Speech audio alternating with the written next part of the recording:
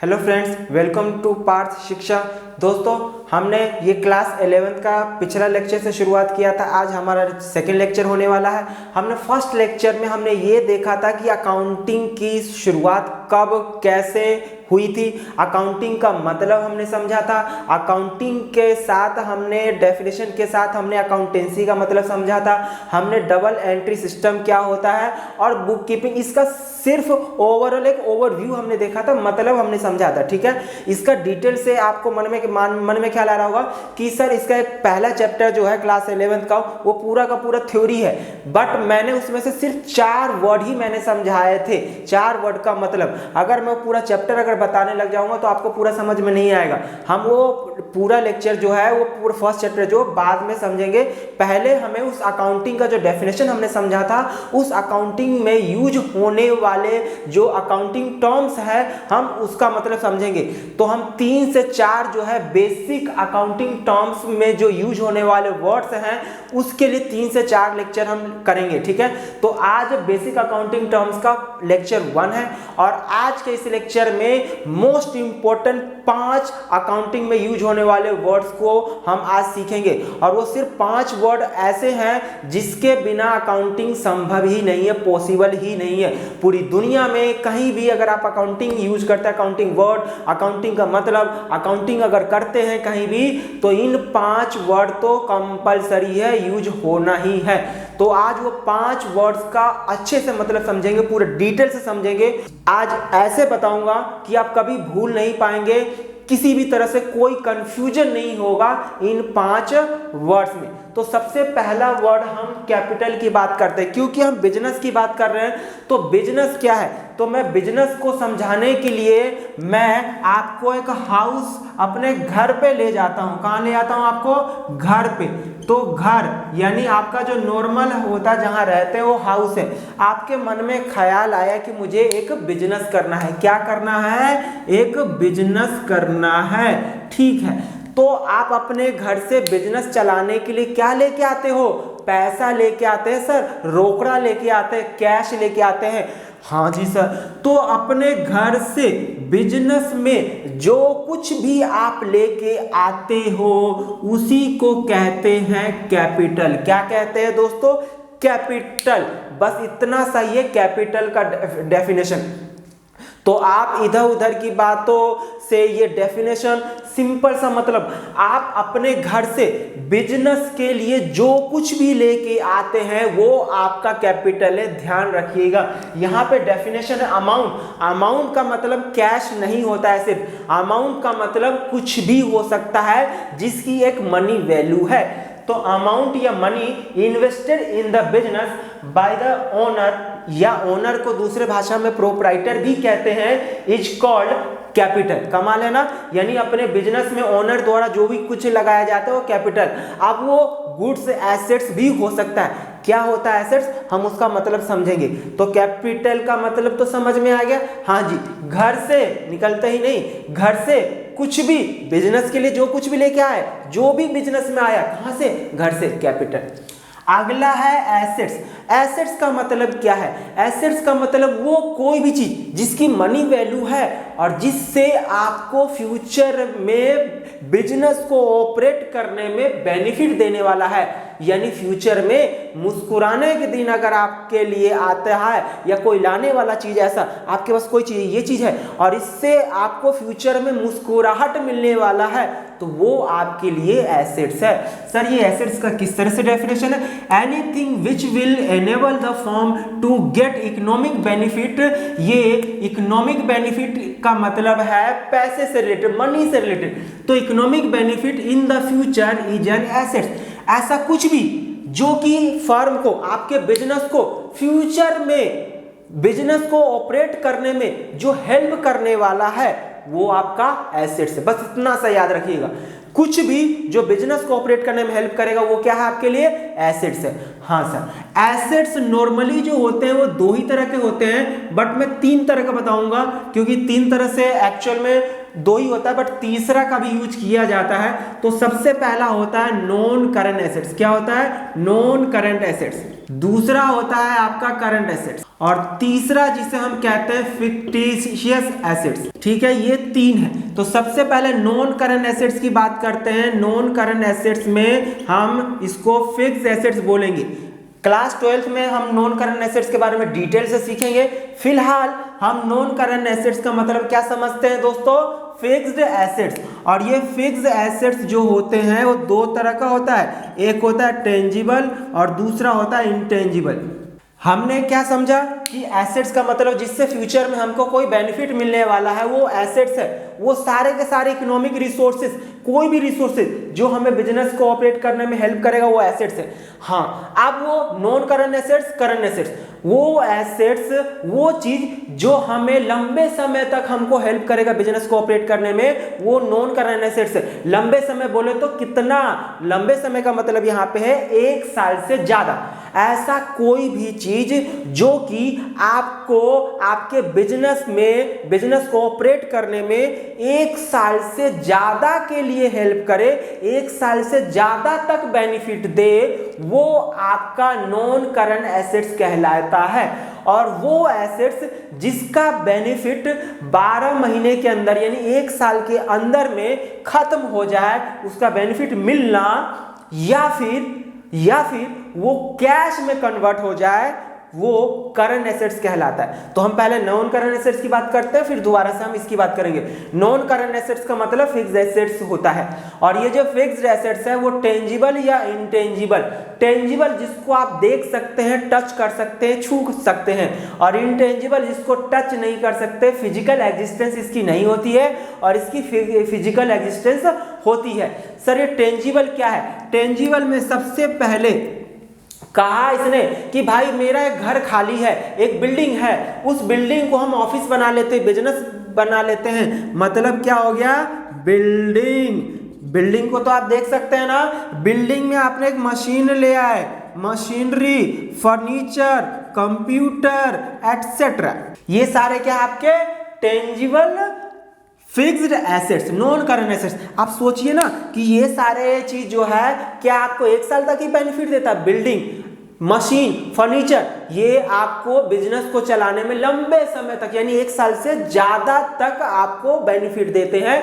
Non current assets का tangible है। Intangible में क्या क्या आ सकता है? इनटेंजिबल में गुडविल आता है, इनटेंजिबल में आपका पेटेंट्स आता है, इनटेंजिबल में कॉपीराइट्स आता है। सिर्फ इतना ही नहीं है, और भी चीज है, बस मैंने कुछ जो सबसे ज्यादा यूज होते हैं उनका मैंने एग्जांपल दिए हैं। इनटेंजिबल जिसको आप छू नहीं सकते, सबसे पहला example name and fame, goodwill. Goodwill का मतलब है reputation, name and fame. Brand value क्या है? Brand value. जैसे अगर मैं फोन की बात करूं, एप्पल, एप्पल क्या है? खुद में एक ब्रांड है, एप्पल एक ब्रांड है, नेम, फेम, रेपुटेशन है, उसको क्या कहते हैं? गुडविल। Patent, copyright. पेटेंट का मतलब क्या होता है कि अगर आपने कोई टेक्नोलॉजी, नया टेक्नोलॉजी इन्वेंट की हो, तो आप चाहते हो कि भाई ये टेक्नोलॉजी सिर्फ मेरे नाम से रजिस्टर हो जाए, ये दूसरा कोई कॉपी करके ना बना ले, तो उसको हमें WTO में रजिस्टर कराना पड़ता है, ठीक है ना? तो रजिस्टर करवा लेते हैं, तो वो पेटेंट कहलाता है। और अगर आपने कोई किताबें लिखी हैं, ठीक है ना, तो अगर आपने किताब लिखे हैं तो आप चाहते हैं कि किताब का कोई दूसरा कॉपी ना कर ले मेरा लिखा हुआ, तो आप क्या करते हैं? उसका कॉपी का राइट लेते हैं, तो उसे कहते हैं कॉपीराइट। ये भी WTO से ही रजिस्टर कराना पड़ता है। तो ये पेटेंट का मतलब राइट टू मैन्युफैक्चरिंग। जैसे कार का आपने डिजाइन बनाया, तो कार का डिजाइन बनाने का आपने पेटेंट कराया, तो राइट टू मैन्युफैक्चरिंग कहलाता है। और कॉपीराइट का मतलब राइट टू कॉपी, जैसे किताबों का क्या करना था? Copy, right to copy, copy करना है ना। हाँ जी, तो ये इंटेंजिबल एसेट्स है। बस ऊपर से मैंने बता दिया क्या होता है। इसको आप देख नहीं सकते, बट आपको फ्यूचर में बेनिफिट तो देते हैं। कमाल है। तो नॉन करंट एसेट समझ में आ गया। करंट एसेट्स क्या है? करंट एसेट्स का मतलब क्या है? जिसका फ्यूचर बेनिफिट मिले। और करंट एसेट्स का मतलब मैंने क्या बताया कि जिसका बेनिफिट सिर्फ 1 साल तक ही मिलेगा, और 1 साल में मिलते मिलते वो बेनिफिट खत्म हो जाएगा, या फिर वो बेनिफिट जो है कैश में कन्वर्ट हो जाएगा। किस में कन्वर्ट हो जाएगा? कैश में। सबसे पहला एग्जांपल तो कैश है। हमेशा कैश ही रहता है, कभी भी बेनिफिट 1 साल तक ले सकते हो। बैंक से जब चाहो पैसा विड्रॉ कर सकते हो। एक होता है डेटर, हम इसका मतलब समझेंगे बाद में। डेटर का मतलब अभी समझ लेते हैं कि जिसको हमने उधार में बेचा उससे पैसा। तो अगर मैंने किसी को उधार में बेचा, वो 1 महीना 2 महीने में तो पैसा दे ही देगा ना, ऐसा तो नहीं है कि 1 साल 10 साल बाद देगा, 1 साल के अंदर में ही दे देता है। तो वो हमारे लिए एसेट्स है, फ्यूचर में पैसा अगर किसी से मिलना है तो एसेट्स है ना। डेटर का मतलब मैं बाद में पूरा डिटेल से बताऊंगा, अभी बस बता रहा हूं क्या होता है। तो डेटर से हमें पैसा मिलना है, मैंने आपको सामान बेचा, आपने कहा मैं 1 महीने बाद पैसा दूंगा। बताइए, आपसे मुझे पैसा मिलना है, फ्यूचर में मुझे मुस्कुराने के दिन आएगा या नहीं आएगा? हाँ सर, एसेट्स है। अच्छा, अब ये पैसा मुझे कितने समय में मिल जाएगा? 1-2 महीने 1 साल के अंदर में मिल जाएगा ना।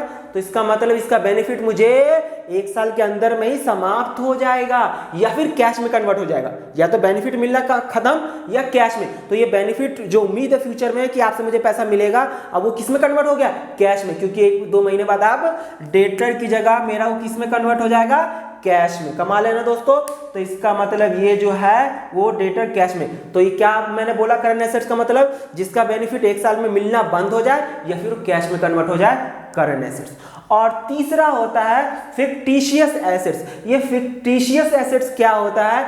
ये एक प्रकार से फर्म के लिए लॉस होता है। क्या होता है? ये लॉस होता है। ये वो लॉस होता है जो इस साल आपने अपने बुक्स ऑफ अकाउंट में शो नहीं किया। छोटा सा एक एग्जांपल मैं बता देता हूं। मैंने एडवर्टीजमेंट पे 20,000 रुपये खर्च किया। अब बताइए, एडवर्टीजमेंट का बेनिफिट क्या मुझे सिर्फ 1 साल के लिए मिलेगा? 1 साल से ज़्यादा के लिए मिलेगा। तो 1 साल से ज़्यादा, मान के चलो 4 साल के लिए मिलेगा। तो इसका मतलब 1 साल का खर्चा कितना? 5 है। तो हमारे लिए क्या होता है कि जब हम इस साल का काउंटिंग करते हैं तो उसमें सिर्फ 1 साल का खर्चा लिखना होता है। तो 1 साल का तो 5,000 है, बट हमने इस साल टोटल खर्चा कितना किया? 20,000। तो 15,000 रुपये वो है जो इस साल हमें बेनिफिट नहीं मिला, उसका बेनिफिट फ्यूचर में मिलेगा आगे साल तक। तो इसका मतलब 20,000 में 5,000 रुपये इस साल का, बाकी 15,000 रुपये आने वाले साल। तो इसको कहते हैं डेफर रेवेन्यू एक्सपेंडिचर, जो कि आगे समझेंगे। ये आपका फिक्टिशियस एसेट्स का पार्ट है, 15,000 रुपये। ठीक है ना। तो फिक्टिशियस एसेट्स क्या है? एक प्रकार से लॉस है बिजनेस में, जो कि अभी वो खर्चे इस साल राइट ऑफ नहीं किए, फ्यूचर में राइट ऑफ करना है। नहीं समझ में आया? सिंपल सा मतलब फिक्टिशियस एसेट्स वो है जो आपने उसके ऊपर खर्च कर चुके हो, लॉस एक प्रकार से, ठीक है, जिसको आप सेल नहीं कर सकते, वो जिसको आप सेल नहीं कर सकते हो। कमाल है। तो ये हमने एसेट्स का मतलब समझ लिया। अब हम बात कर लेते हैं लायबिलिटी। लायबिलिटी का सिंपल सा मतलब होता है डेट और obligation that the business enterprise has to pay are known as liability. यानी वो चीज जो एक बिजनेस, एक फर्म को पे करना है फ्यूचर में, मुझे अगर किसी को देना है ना, तो वो मेरे लिए लायबिलिटी है। और हमेशा याद रखना, जो भी अकाउंटिंग की जाती है वो फर्म के पॉइंट ऑफ व्यू से। किसके पॉइंट ऑफ व्यू से? फर्म ऑर्गेनाइजेशन के पॉइंट ऑफ व्यू से। तो फर्म ऑर्गेनाइजेशन के पॉइंट ऑफ व्यू से अगर किया जाता है तो लायबिलिटी 2 तरह का होता है। कितने तरह का होता है दोस्तों? 2 तरह का। एक होता है इंटरनल लायबिलिटी, दूसरा होता है एक्सटर्नल लायबिलिटी। मैंने लायबिलिटी का मतलब क्या बताया? वो जो मुझे फ्यूचर में पे करना है, देना है, बस इतना सा मतलब है। ओहो, फ्यूचर में जो भी मुझे देना है वो लायबिलिटी है। तो ये लायबिलिटी कितने तरह का होता है? 2 तरह का, इंटरनल एक्सटर्नल। यानी ये जो फर्म है, ये जो बिजनेस है ना, 2 लोगों से पैसा लेता है। किस किस से लेता है? एक ओनर से, एक बाहर वाले से। अंदर वाला बाहर वाला, अंदर वाला बाहर वाला। तो अंदर वाले से जो पैसा लिया जाता है, देखो मैं फर्म हूं, आर्टिफिशियल पर्सन। फर्म क्या होता है? आर्टिफिशियल पर्सन है। तो आर्टिफिशियल पर्सन जो है वो किससे पैसा लेता है? 2 लोगों से। एक बिजनेस का ओनर से, फर्म कहता है भाई तू ओनर है, भले ही मेरे बिजनेस का मालिक तू ही है, सब कुछ तेरा है, पर मैं अपने आप को अलग मानता हूं, तू अपने आप को अलग मान। ठीक है। तो मैंने ओनर से पैसा लिया, मैं आर्टिफिशियल पर्सन फर्म हूं, ठीक है। तो मैंने घर से जो भी लेके आया बिजनेस में, वो मेरा कैपिटल है, उसको कहते हैं इंटरनल लायबिलिटी। क्या कहते हैं? Internal liability. जो घर से मैं लेके आया हूं अपने बिजनेस के लिए, यानी कि फर्म ने अंदर वाले से ही पैसा लिया। एग्जाम्पल के लिए मैं ये कहूं कि आप अपने मम्मी पापा से ही कुछ पैसा उधार लेते हैं, अपने भाई बहन से ही उधार लेते हैं पैसा, तो वो इंटरनल लायबिलिटी, वो अमाउंट पे करना है, अंदर वाले को ही पे करना है ना। कमाल है ना। तो अंदर वाले की बात है, अंदर वाली बात है तो इंटरनल लायबिलिटी। और अगर वही पैसा आप बाहर वाले से, पड़ोसी से पैसा ले लेते हैं उधार और बोलते हैं कि मैं अगले महीने दूंगा, यानी फ्यूचर में तो पैसा दोनों सिचुएशन में देना है। अगर मम्मी पापा अपने घर वालों को ही देना है तो इंटरनल लायबिलिटी, बाहर वाले को देना है तो एक्सटर्नल लायबिलिटी। कमाल है ना, समझ में आ गया। हाँ जी, तो एक्सटर्नल लायबिलिटी को हम सिर्फ और सिर्फ लायबिलिटी भी कह सकते हैं। क्या कह सकते हैं? लायबिलिटी। तो याद रखिएगा, अभी आगे चल के अकाउंटिंग इक्वेशन आएगा तो वहां लायबिलिटी प्लस कैपिटल बताऊंगा। तो एक्सटर्नल लायबिलिटी को सिर्फ लायबिलिटी कह सकते हैं। और लायबिलिटी में यहाँ पे दो हो जाएगा, एक होता है नॉन करंट लायबिलिटी और दूसरा होता है करंट लायबिलिटी। लायबिलिटी आउटसाइडर, ये लायबिलिटी का मतलब क्या है? जो आउटसाइडर को पे करना है। किसको पे करना है? आउटसाइडर को। तो आउटसाइडर मतलब मुझे बाहर वाले को देना है, तो बाहर वाले को देना है वो अमाउंट जो फ्यूचर में देना है, फ्यूचर में पे करना है। तो वो ऐसा हो सकता है कि मुझे 1 साल के अंदर में पेमेंट करना हो, और ऐसा हो सकता है कि मैंने किसी से उधार लिया है और 1 साल के बाद पेमेंट करना हो। तो अगर मुझे किसी का पेमेंट करना है 1 साल के अंदर में, विद इन 12 मंथ, तो वो करंट लायबिलिटी कहलाता है। और वो अमाउंट जो मुझे पे करना है 1 साल बाद, जैसे नॉर्मली हम बैंक से लेते हैं उधार, तो बैंक का अमाउंट हमें 1 साल के बाद ही लौटाना होता है, 2 साल, 4 साल, 5 साल, 10 साल, 20 साल, ठीक है। तो वो अमाउंट जो मुझे 12 महीने के बाद पेमेंट करना है, नॉन करंट लायबिलिटी कहलाता है। इसको लॉन्ग टर्म बोरिंग भी कहते हैं। और वो अमाउंट जो मुझे 1 साल के अंदर में ही लौटा देना है, कसम है कि मैं 1 साल के अंदर में पैसा लौटा दूंगा, तो ये मेरा कहलाता है current liability, short term borrowing. कमाल है ना, ये short term liability, long term liability या फिर शॉर्ट टर्म लायबिलिटी। तो लायबिलिटी का मतलब भी समझ में आ गया। लायबिलिटी को हम बोझ समझते, क्या समझते हैं? बोझ, मुझे पैसा लौटाना है। और एसेट्स को हम क्या समझते हैं? फ्यूचर में मुस्कुराने के दिन, ठीक है। तो ये दोनों में अंतर समझ में आ गया होगा।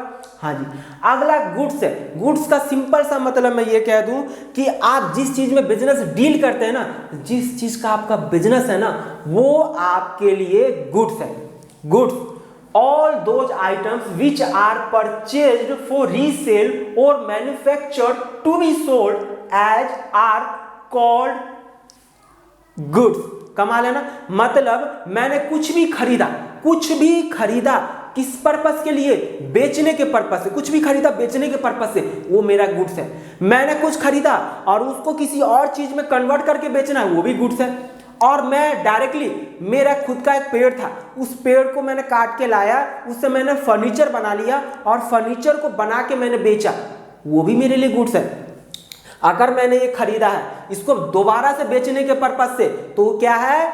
गुड्स है। और अगर मैंने इसको बनाया है बेचने के पर्पस से, तो वो भी मेरा गुड्स है। तो इतना याद रखिएगा, मेरे बिजनेस में, मेरे फर्म में जो कुछ भी बेचने के लिए अवेलेबल है, ध्यान से सुनिए कि मेरे फर्म में, मेरे इस ऑर्गेनाइजेशन में जो भी चीज का मैं बिजनेस करता हूं, उस बिजनेस में जो भी चीज मैं बेचने के लिए रख रखा हूं ना, वो सब मेरे लिए गुड्स है। बस इतना याद रखिएगा, बिजनेस से जो जाने के लिए आया है वो गुड्स है, और जो बिजनेस में यूज करने के लिए है वो मेरा एसेट्स है।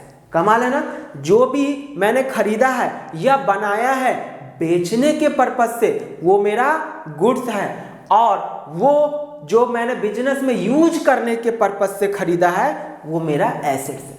तो मुझे लगता है कि गुड्स का मतलब भी समझ में आ गया। हाँ, एक इंसान का गुड्स दूसरे के लिए एसेट्स हो सकता है। सर कैसे? जैसे मैं ये कहूं कि मेरे लिए ये जो है मार्कर, ये मैंने बेचने के लिए, स्टेशनरी का दुकानदार है, तो एक स्टेशनरी का दुकानदार जो है वो ये मार्कर खरीदा है, तो उसके लिए क्या है? ये उसके लिए गुड्स है, क्योंकि बेचने के लिए लाया है। किसके लिए लेके आया? बेचने के लिए। और मान के चलो मेरा टीचिंग का बिजनेस है, यही पेन जो है मैंने खरीदा है बिजनेस में यूज करने के लिए, तो ये मेरे लिए एसेट्स है। दोनों में अंतर समझ में? एक और एग्जाम्पल मैं बताता हूं, जैसे फर्नीचर। मान के चलिए मैंने फर्नीचर खरीदा है बेचने के पर्पज से, तो वो फर्नीचर मेरे लिए गुड्स है। और दूसरा एक और इंसान है, उसने फर्नीचर खरीदा है बिजनेस में यूज करने के पर्पस से, बिजनेस में अपने यूज करने के पर्पस से, तो वो ही फर्नीचर उसके लिए एसेट्स हो जाएगा। कमाल है। और लास्ट है ड्राइंग्स। हमने घर से बिजनेस के लिए कुछ भी लाया वो कैपिटल, और बिजनेस से जो कुछ भी अपने घर अपने पर्सनल पर्पस के लिए लेके जाओगे उसको कहते हैं ड्राइंग्स। क्या कहते हैं? ड्राइंग्स। बस इतना सा। तो कैपिटल और ड्राइंग्स में इतना ही अंतर है। घर से कुछ भी लाओ बिजनेस में कैपिटल, और बिजनेस से कुछ भी ले जाओ अपने पर्सनल यानी अपने घर पे पर्सनल पर्पस के लिए तो ड्राइंग्स है। तो ड्राइंग्स क्या है? अमाउंट गुड्स या एसेट्स कुछ भी हो सकता है taken by the proprietor for personal use, यानी अपने घर ले गया, तो इसे क्या कहते हैं? ड्राइंग्स। तो आज जो मोस्ट इंपॉर्टेंट 5 वर्ड्स थे जो कि अकाउंटिंग में यूज होते हैं, इसके बिना अकाउंटिंग संभव ही नहीं है। हमने इसको समझने की कोशिश किया है बिल्कुल इजी लैंग्वेज में, ठीक है। तो फिर से एक और नए लेक्चर में मिलते हैं बेसिक अकाउंटिंग टर्म्स का पार्ट 2 में, जिसमें हम कुछ और नए वर्ड सीखेंगे। टोटल 30 से 40 वर्ड्स है, हम उन सब का 3 से 4 लेक्चर में कवर कर लेंगे। तो दोस्तों इसी के साथ आज की मुलाकात हम यहीं समाप्त करते हैं। मिलते हैं फिर से एक नए लेक्चर में। Thank you so much.